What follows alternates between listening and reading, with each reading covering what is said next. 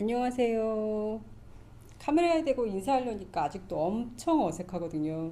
제가 오늘은 싱가포르에도 약간 3.1절처럼 그렇게 일본에 관련된 행사가 있거든요. 그거를 말씀드리려고 해요. 사실 이 내용은 EBS에다가 기사를 써서 보낸 내용인데 결국은 몇 번의 수정에 걸쳐서 기사화를 안 하기로 했어요. 제가 EBS 글로벌 리포터로 올 3월 달부터 일을 하는 건 아니고 아무튼 3월 달부터 EBS 글로벌 리포터를 하게 되었는데요.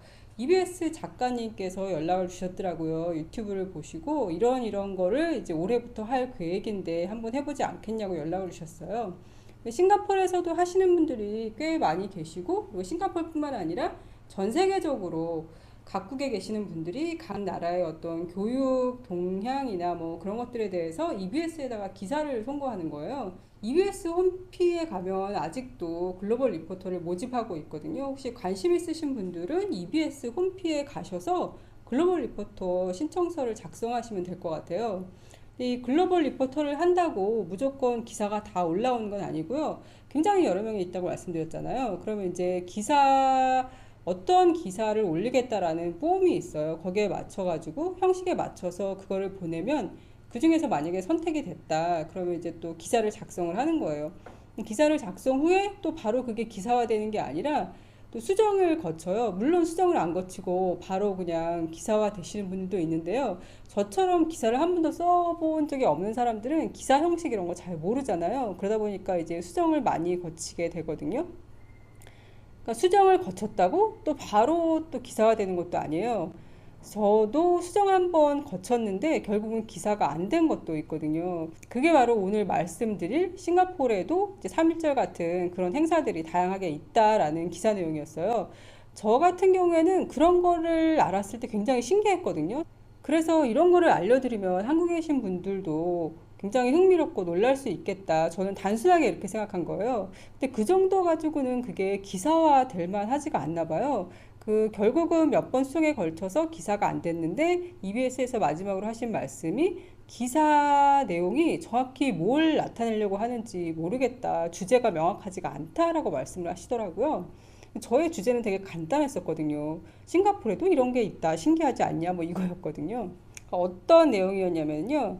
2월 15일이 싱가포르의 토털 디펜스 데이라는 날이에요. 토털 디펜스 데이가 무슨 날이냐면 일본이 싱가포르를 함락하고 싱가포르한테 항복 사인을 받게 되거든요. 그때는 이제 싱가포르 정부가 항복 사인을 한 게 아니라 싱가포르를 지배하고 있던 영국 정부가 이제 항복 사인을 하게 되는 거죠. 그 항복 사인을 한 날이 바로 2월 15일이에요. 그래서 그런 날을 잊지 말자고 토탈 디펜스 데이라는 날을 정했거든요. 공휴일은 아니에요. 공휴일은 아닌데 대신 매년 그날 행사를 여는데 워 메모리얼 서비스라는 행사를 해요. 싱가포르의 내셔널 갤러리라고 있는데 그 앞에 보시면 파당이라고 넓은 잔디밭 같은 게 있어요. 그리고 거기서 더 앞으로 가면은 에스플라네이드 팍이라고 있거든요. 그 에스플라네이드 팍에서 약간 옆쪽으로 워 메모리얼 팍이라고 있어요. 거기에 되게 높게 기둥 같은 게 세워져 있거든요. 거기가 바로 워 메모리얼 팍인데 거기서 매년 15일 날 워 메모리얼 서비스라는 행사가 열립니다. 어떤 아픈 역사잖아요. 싱가포르 입장에서도 그런 역사들을 잊지 말고 앞으로 미래에는 절대 싱가포르 주권을 잊지 말자 플러스 이제 그런 분들도 묵념하고 기념하고 뭐 이런 행사예요. 그래서 매년 천여 명이 모여서 그런 행사를 하는데요. 올해는 코로나로 한 50여 명이 모였다고 해요. 그러니까 참전 용사들도 모이시고 아니면 그분들의 가족 아니면 민간인 희생자분들의 가족 그리고 각계 종교 지도자분 교육부 장관도 여기를 참석을 했습니다. 올해 참석하신 분들 중에는 80세 넘는 할머니도 계셨는데 일본 분한테 아버님하고 삼촌이 잡혀가셔서 영영 이별을 하셨대요. 그래서 그 할머님 같은 경우에는 그 워 메모리얼 서비스에 매년 참석하시는 게 그분의 목표신데 올해는 코로나 때문에 어떻게 될지 몰라서 너무 걱정을 했는데 열려서 너무 다행이다라고 신문에 인터뷰를 하셨고요. 그리고 교육부 장관은 앞으로 점점 그 세대를 겪은 사람들이 많이 사라져 가는데 그렇다고 우리가 역사를 잊어서는 안 된다. 그렇기 때문에 이런 워 메모리얼 서비스도 하는 것이고 우리가 절대 잊지 말자 뭐 이런 연설을 하셨어요. 그리고 올해는 또 이북이 나왔는데요. 전자책이 나왔거든요.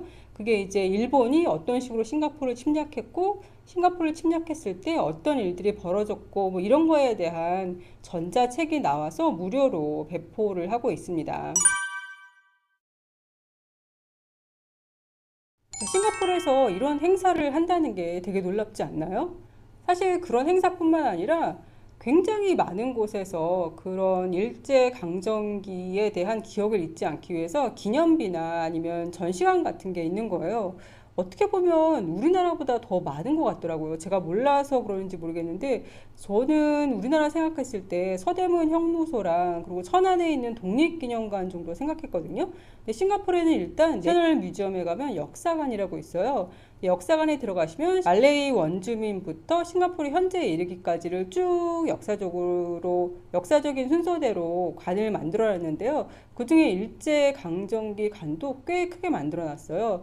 일본 군인들이 타고 왔던 탱크도 전시되어져 있고, 일본이 어떤 식으로 이제 싱가포르를 침략하고 그 당시 생활상은 어땠고 이런 것들이 이제 전시가 되어져 있어요.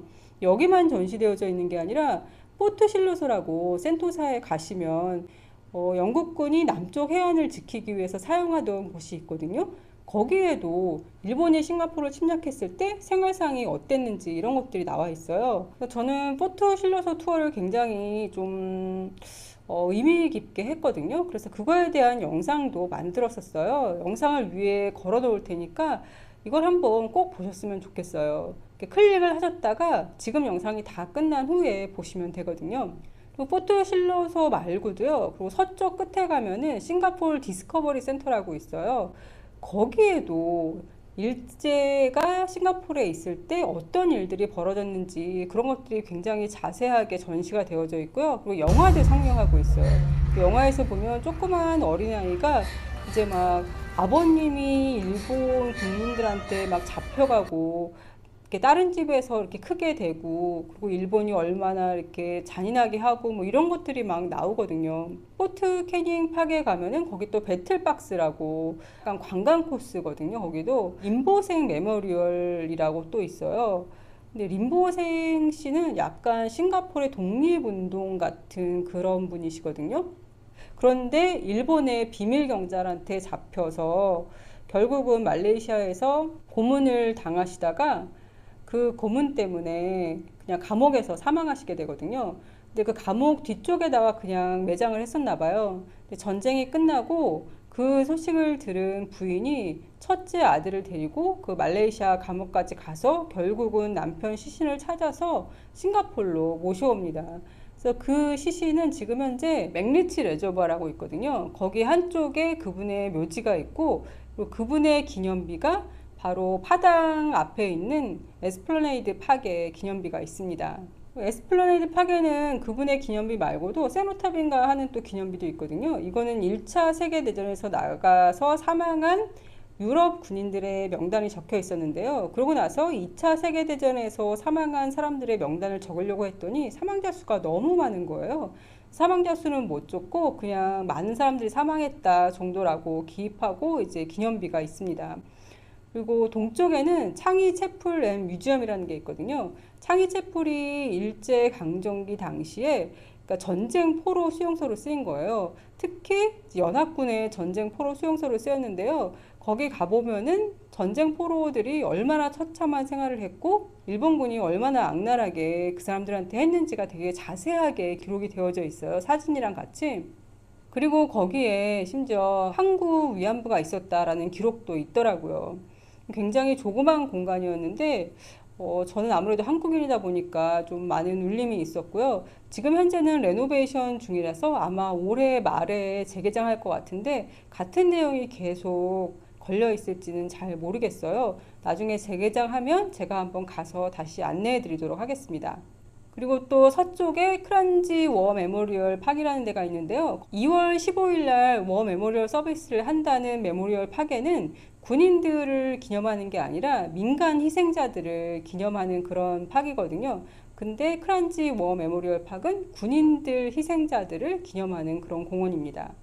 그 포머 포드 팩토리라고 또 있어요. 그러니까 포드 자동차 공장이었는데요. 자동차 공장 세우고 나서 얼마 안 있어가지고 일본이 쳐들어왔대요. 그런데 이 장소가 또 왜 교육적으로 사용되고 또 관광 코스로도 사용되고 거기다가 또 전시를 해놨냐면요. 거기에서 바로 영국군이 항복 사인을 합니다. 나름 역사적인 장소잖아요. 그래서 거기에다가도 전시를 일본군에 대해서 해놓은 거예요.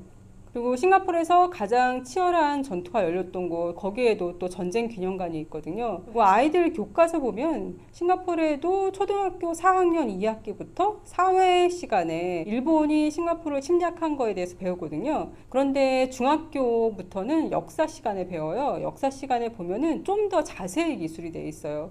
그러니까 일본의 만행 같은 게 좀 더 자세히 기술되어 있거든요. 그래서 사파 같은 거 보면 그림에서 막 이렇게 싱가포르인인데 감옥에 잡혀 있는 사람 손톱 막 빼고 이런 그림이 나와 있고요.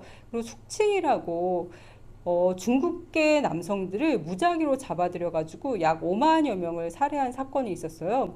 왜냐면은 싱가포르 오기 전에 먼저 중국을 함락을 시켰잖아요. 중국을 함락시킬 때 싱가포르에 있는 많은 중국계들 중에서 어느 정도 여유가 있고 이런 사람들은 자금을 모아가지고 독립자금 같은 걸 모아가지고 중국에 보내고 그랬던 거예요.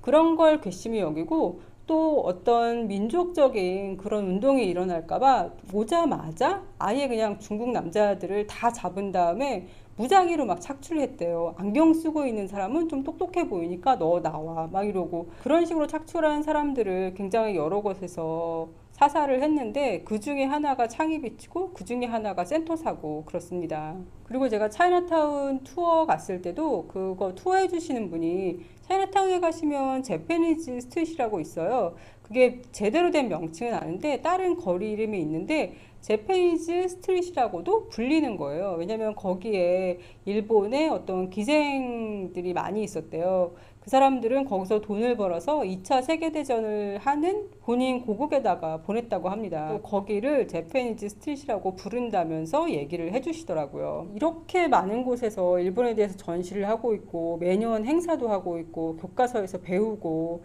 이러면은 싱가포르 사람들도 우리랑 똑같나 일본을 대하는 게 이런 생각이 들 수 있잖아요. 근데 꼭 그런 거 같지는 않고요. 우리나라도 사실은 아베가 막 수출 금지 시키고 이러기 전까지는 일본이 가장 많이 여행 가는 해외 여행지로 1위로 뽑혔었고 그리고 일본 제품 사용하는 거에 대해서 크게 거부감들 안 가지고 계셨잖아요. 싱가포르도 마찬가지인 것 같아요. 그때는 그랬지만 뭐 어쨌든 여행은 가고 싶고 일본 제품들 다 사용하고 여기 싱가포르에 일본 제품이나 뭐 일본 레스토랑, 일본 음식들 굉장히 많이 있거든요. 그런 거 사용하는 거에 대해서 전혀 거부감이 없습니다. 저는 싱가포르에 이렇게 수많은 일본과 2차 세계대전 전쟁 관련 일본 강점기에 관련된 그런 뮤지엄들하고 기념비들 이런 게 많다는 거에 대해서 알았을 때 조금 놀랐었거든요. 우리나라만 그런 게 아니라 여기에서도 어쨌든 역사를 잊지 않기 위해서 교육은 하는구나 이런 거를 보면서 살짝 놀란 게 있었는데 여러분들은 어떠셨나요? 오늘 내용이 제가 그랬던 것처럼 여러분들한테도 재미있었기를 바라고요. 오늘도 행복하세요.